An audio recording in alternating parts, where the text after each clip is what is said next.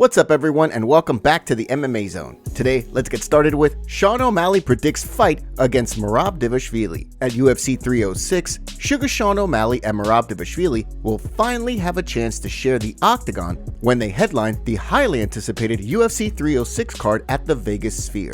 Leading up to the fight, the two sides have continued to take verbal jabs at one another, adding to the hype surrounding the bantamweight clash. From Merab Dvalishvili taking O'Malley's jacket at UFC 288 to the champion's coach, Tim Welsh, taking aim at the machine on social media, there's been plenty of bad blood on both sides. With fight night rapidly approaching, O'Malley spoke about the fight in an interview with ESPN's Brett Okamoto, predicting an early finish. Well, I find people's chins, that's what I'm saying. I find people's chins, I do. And I'm gonna find Merab's chin. He's a huge head, a huge nose. It'd be hard for me. I could try to not hit him, and I'd still accidentally probably hit him. That's how huge his head is. As O'Malley also pointed out, the machine's title shot has been a long time coming. However, he and Aljamain Sterling refused to fight one another, forcing Dvalishvili into a gatekeeper role. Now, with the streaking contender looking to capture UFC gold and O'Malley looking to make his second successful title defense, the stakes couldn't be higher heading into the historic Noche UFC card. Next up, let's take a look at Jon Jones versus Stipe Miocic in jeopardy. Although the long-awaited fight between Jon Jones and Stipe Miocic is expected to take place at UFC 309 in November, so far, the UFC has yet to officially announce the fight. According to Tom Aspinall, there's a good reason why the fight has not been confirmed yet. During a recent video for his YouTube channel, Aspinall revealed that he's hearing Stipe Miocic is injured right now, putting the potential November 16th date at Madison Square Garden in jeopardy. But there's nothing announced yet. These are all rumours. I'm hearing rumours that Stipe is potentially injured. These are stuff that I'm hearing from inner circles. Stipe, I believe his birthday was yesterday actually. I see, and he's 42 years old. The guy's going to be injury prone. Jon Jones, a million miles on the clock. He's going to be injury prone. Me, I'm ready to go, man. I'm not even in my prime yet. I'm hungry for it, man. I'm not sure these two guys are, but I am, and I'll fight either of them for the undisputed title on any notice. I'm ready. In the event that the fight does happen and Jones wins, Aspinall requested that he pass the undisputed title to him as he exits the octagon. Jon Jones, I know you got your fight coming up. Apparently it's in November against Stipe Miocic. Nothing has been announced or signed yet as far as I'm aware. But if that does happen, I'll be there.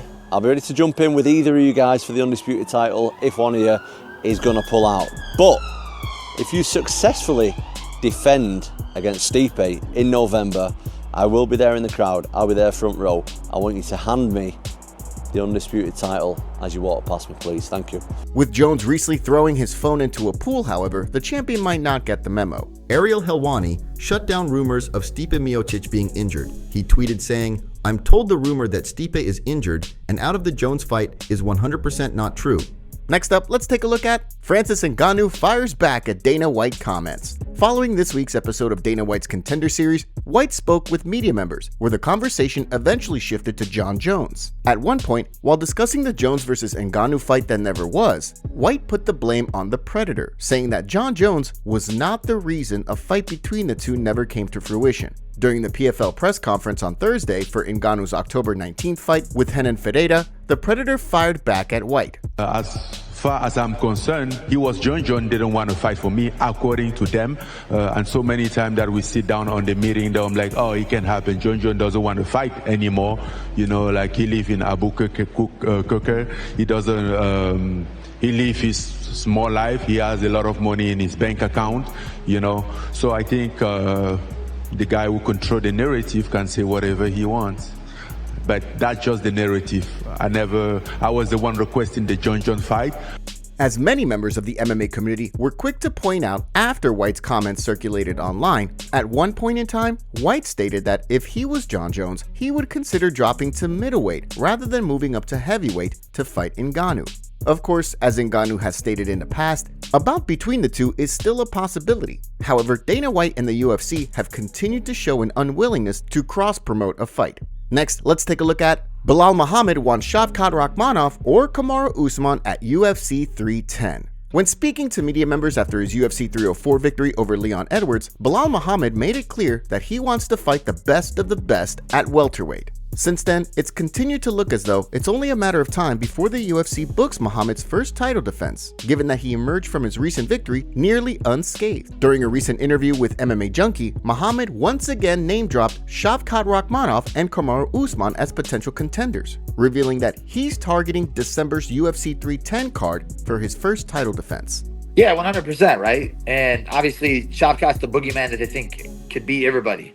But I also like a back and forth of talking too with Usman, and those fights are more exciting too, just because it gives me something to make him shut up about, and it gives me something to have fun with the build-up.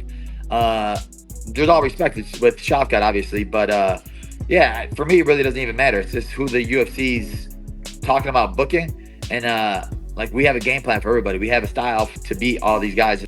The more likely of the two options seems to be Shavkat Rakhmonov, given that he's undefeated throughout his professional career, while on the flip side, Usman is in the midst of a 3-fight skid and has not won a fight since 2021. However, if Rakhmonov is unable to fight on the card, the UFC could grant Muhammad's wish for a fight with the former champ.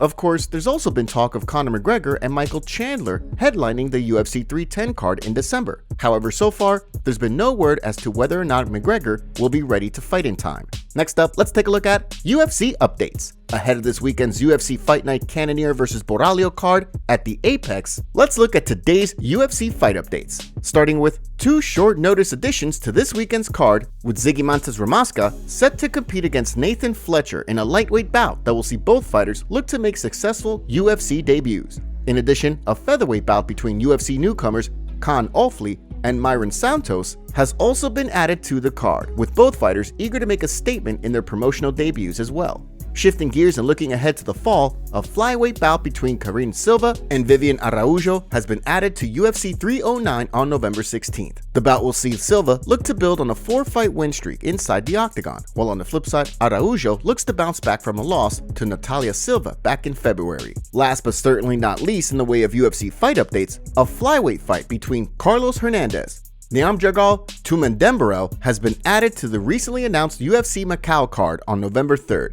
The bout will see Hernandez look to snap a 2-fight skid that most recently saw him drop a decision to Ray Suruya at UFC 303, while on the flip side, Tumendemberel will be looking to pick up a win in his UFC debut after back-to-back Road to the UFC wins last year.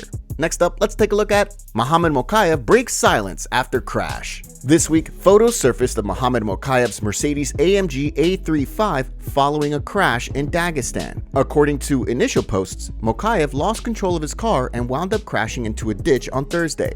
Later in the day, Mokaev was released from the hospital and took to social media to let his fans know that he was doing okay despite the harrowing images from the crash site, writing, "Alhamdulillah, I'm well, out from hospital. Thank you for the support. I've been tested on high level at this stage of my career and I will be back stronger, inshallah." So far, there's been no word as to whether or not Mokaev sustained any injuries from the crash. However, given his post, it seems as though he's in good spirits despite the situation. Next, let's take a look at Dana White fires UFC fighter after he was arrested. Last Friday, 8-fight UFC veteran Casey Kenny was arrested in Phoenix following an alleged incident with his girlfriend in late July. At the time, video footage filmed by the mother of Kenny's then-girlfriend was circulating the MMA community after she went to Kenny's house and found that her daughter had sustained injuries that she believed to be the result of. In response, police arrested Kenny, charging him with 2 felonies and 4 misdemeanors, after what was described in police records as an alleged that lasted for 13 hours, during which time the victim allegedly was repeatedly prevented from leaving. Additionally, Kenny also allegedly threatened the victim's mother, saying that if she contacted her mother, there would be consequences. The most serious charge Kenny is facing is the felony 2 charge, which could land the former bantamweight in prison for anywhere between 4 and 12.5 years if he's convicted. Although Kenny had not competed in the UFC since the summer of 2021, when he dropped a split decision to Song Yadong, Kenny had been on the UFC's active roster up until news of his arrest began to circulate this week. In response to the news, the UFC quickly handed him his walking papers, removing him from the active roster, according to a report from MMA Fighting, ahead of 2 scheduled court dates on August 22nd and August 26th.